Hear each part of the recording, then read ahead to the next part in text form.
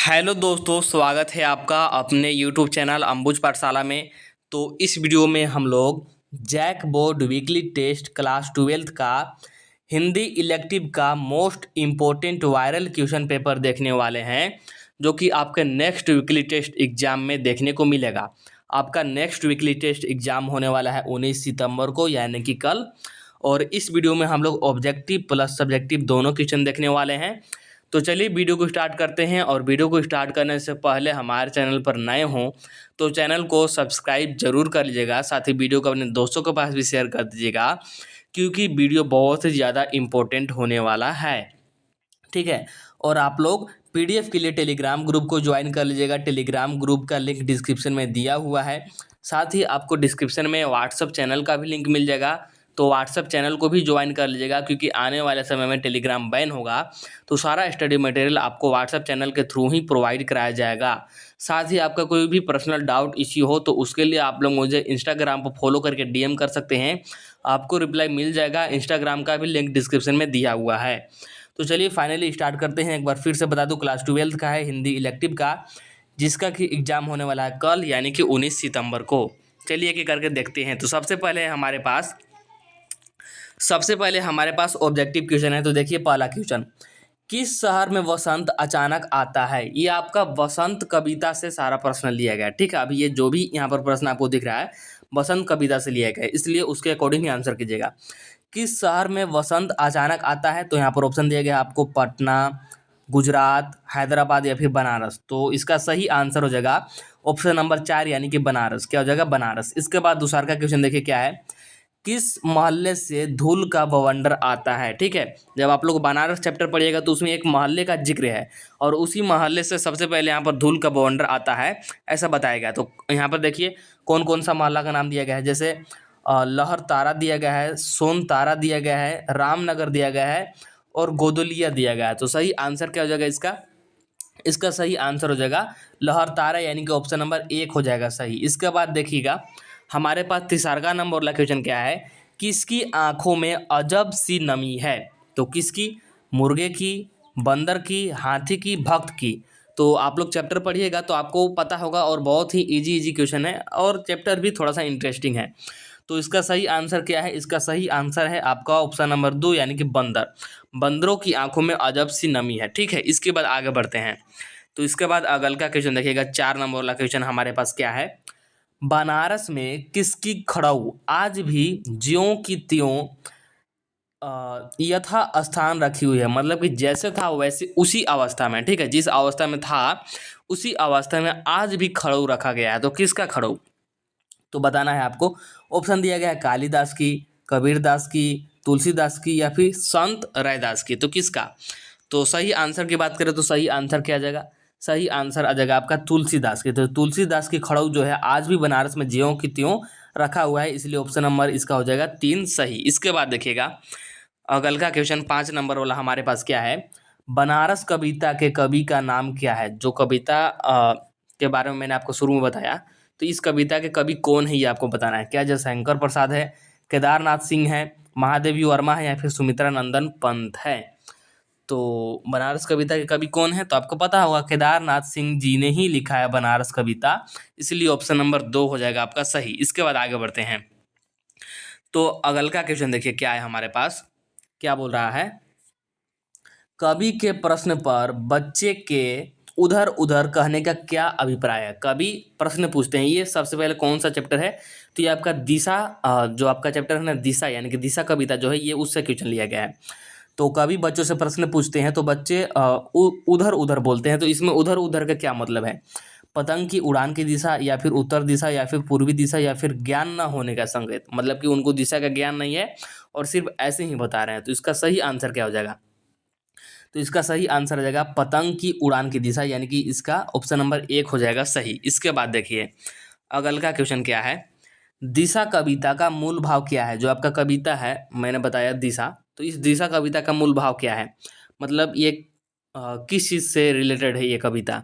तो आपको ऑप्शन क्या क्या दिया गया है, बच्चे यथार्थ को अपने ढंग से देखते हैं, बच्चों को दिशा का ज्ञान देना आवश्यक है, या फिर बच्चों को व्यवहारिक ज्ञान देना आवश्यक है, या फिर अपनी जिज्ञासाओं का समाधान स्वयं करना चाहिए। तो सही आंसर क्या जाएगा? पूछ रहा है कि दिशा कविता का मूल भाव ना, तो दिशा कविता का मूल भाव क्या है? तो बच्चे यथार्थ को अपने ढंग से देखते हैं, यानी कि ऑप्शन नंबर 1 हो जाएगा यहाँ पर सही। इसके बाद आगे बढ़ते हैं। तो देखिए अगल का क्वेश्चन क्या है कि ये आपका संवादिया जो चैप्टर है उससे लिया गया है। तो संवादिया का नाम क्या था ये बताना है। तो संवादिया का नाम क्या था? संवादिया ये क्या होता है? तो पहले के ज़माने में जैसा कोई संदेश पहुंचाने वाला होता था ना, पहले राजा महाराजा का ज़माना चलता था, या फिर पहले की बात हो रहा मतलब ये, तो बहुत पहले हमारे पास ना तो कोई टेलीफोन होता था या फिर कोई भी जनसंचार का माध्यम नहीं होता था, तो उस समय संवादिया होता था। तो वही बोल रहा है कि इस कविता में संवादिया कौन था ये आपको बताना है, ठीक है।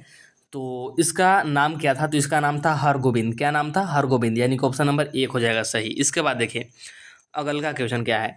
समवदिया के मामले में गांव वालों की क्या गलत धारणा थी कि कैसा व्यक्ति समवदिया हो सकता है? तो मतलब गांव वाले जो रहते थे ना, तो वो उस वक्त समवदिया के बारे में गलत सोच रखते थे। जैसे अभी अंधविश्वास चलता है, वैसे ही समवदिया के बारे में भी अंधविश्वास चलता था, मतलब कि गलत सोच था। मतलब उनको रियलिटी नहीं पता था। तो क्या वो सोचते थे ये आपको बताना है कि समवदिया कौन हो सकता है। समवदिया निठल्ला होता है, कामचोर होता है, पेटू होता है। तो इसका सही आंसर क्या जाएगा? इसका सही आंसर आ जाएगा उपयुक्त सभी। यानी कि गांव वालों के अनुसार समवदिया कौन होता है? जो कि निठाला, यानी कि जो काम नहीं करना चाहता है, एकदम आलसी टाइप का होता है। जो पेटू होता है, खाने के लिए कुछ भी करता है, उनके अनुसार ऐसा होता था समवदिया। इसीलिए ऑप्शन नंबर 4 हो जाएगा सही। इसके बाद देखिए अगल का क्वेश्चन क्या है। देखिए हर गोविंद और बड़ी बहोरिया। हर गोविंद कौन है? तो यही है समोदिया हमारा इस चैप्टर का।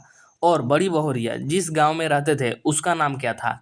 तो ये एक्चुअली जिस गांव से बिलोंग करते थे, जिस गांव में रहते थे, उस गांव का नाम क्या था ये आपको बताना है। तो देखिए ऑप्शन क्या क्या है। जलालगढ़ है, कटिहार है, बरौनी है, या फिर अ, खगड़िया है। तो सही आंसर क्या जाएगा? सही आंसर हो जाएगा इसका जलालगढ़। ये जलालगढ़ गांव में रहते थे। तो ऑप्शन नंबर यहाँ पर हो जाएगा पहला सही। ठीक है, तो ऑब्जेक्टिव क्वेश्चन आपका कंप्लीट हो गया। इसके बाद यहाँ से शुरू होता है आपका सब्जेक्टिव क्वेश्चन। सबसे पहले 2 नंबर वाला क्वेश्चन, फिर 3 नंबर वाला, फिर 5 नंबर वाला। तो देखिए सबसे पहले 2 नंबर वाला क्वेश्चन क्या है। पहला है कि बनारस कविता में शहर का जीवन कैसे चलता है। जो बनारस कविता है इसमें शहर का जीवन कैसे चलता है ये जिक्र किया गया है। तो बस यही आपको आंसर में बताना है। तो देखिए क्या हो जाएगा आंसर। कवि के अनुसार बनारस शहर में धूल धीरे धीरे उड़ती है। यहाँ लोग धीरे धीरे चलते हैं, धीरे धीरे ही यहाँ मंदिरों में घंटे बजते हैं तथा शाम भी यहाँ धीरे धीरे होती है। कवि के अनुसार यहाँ सभी कार्य धीरे धीरे होना इस शहर की विशेषता है। मतलब कि बनारस शहर की क्या विशेषता है कि यहाँ सारा कुछ धीरे धीरे होता है, मतलब कि स्मूथली होता है। आगे यह शहर को सामूहिक लय प्रदान करता है। तो ये हो जाएगा आपका एकदम सही आंसर। इसके बाद देखिए अगल का प्रश्न, बनारस कविता का विषय क्या है। मतलब कि बनारस कविता जो है किस विषय पर आधारित है। तो देखिए इसका आंसर क्या जाएगा। बनारस कविता में प्राचीनतम शहर बनारस के सांस्कृतिक वैभव के साथ ठेठ बनारसीपन पर भी प्रकाश डाला गया है। मतलब कि बनारस बहुत ही पुराना शहर है, तो इसके बारे में बताया गया है कि कैसे यहाँ पर मतलब बनारस में सारा कुछ होता है, ये सभी कुछ बताया गया है। आगे देखिए बनारस शिव की नगरी और गंगा के साथ विशिष्ट आस्था का केंद्र है। बनारस में गंगा, गंगा के घाट, मंदिर तथा मंदिरों और घाटों के किनारों किनारे बैठे भिखारियों के कटोरे, जिसमें श्रद्धालुओं के आने से सिक्के की खनक, वसंत के आने से सूचना देते हैं। तो ये हो जाएगा इसका सही आंसर। इसके बाद आगे बढ़ते हैं। तो आगे आपको मिलेगा 3 नंबर वाला क्वेश्चन, मतलब कि 3 मार्क्स वाला क्वेश्चन है। ठीक है, तो 3 मार्क्स वाला पहला क्वेश्चन देखिए। दिशा कविता में कवि पर क्या प्रभाव पड़ता है। दिशा कविता में कवि पर क्या प्रभाव होता है ये आपको बताना है।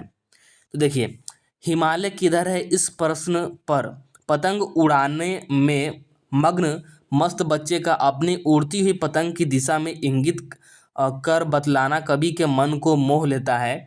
और कवि यह पाता है कि हर व्यक्ति या बच्चे की अपनी सोच होती है, अपना यथार्थ होता है, अपना सत्य होता है। हम उसके सत्य को कदापि नहीं झुठला सकते हैं। बच्चे बताते हैं कि उनकी पतंग की दिशा में ही हिमालय है, लेकिन इसका मतलब बच्चे झूठ नहीं बोलते हैं। उनका अपना सच है, उनका अपना यथार्थ है। इस कविता का कहने का मतलब यही है। ठीक है, इसके बाद देखिए अगला प्रश्न क्या है हमारे पास। तो देखिएगा दिशा शीर्षक कविता का मूल कथ्य क्या है? यह कविता बाल मनोविज्ञान पर आधारित है। ठीक है, बाल मनोविज्ञान पर आधारित है, बिल्कुल सही बात है। सबका यथार्थ अलग अलग होता है। बच्चे की पतंग जिस दिशा में उड़ रही है वही उसका स्वर्स्व है। उसे किसी और से कुछ लेना देना नहीं है। अब जब बच्चे पतंग उड़ा रहे हैं तो वो उसी में मग्न है और किसी चीज़ से उनका लेना देना नहीं है।